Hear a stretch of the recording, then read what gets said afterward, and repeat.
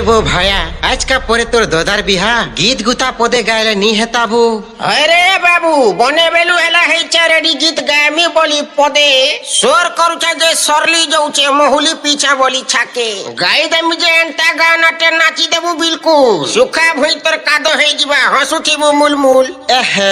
काना के हेलु गानो बो जल्दी कोना ई हे बुआ गो हेंता बोला सुन सुरुलिया सजनी रे पिपोला पातर जका सुरुलिया सजनी रे पिपोला पातर जका दुही काना देमी जुड़ा झलका दुही काना देमी जुड़ा झलका सुरुलिया सजनी रे दुहे दी सुती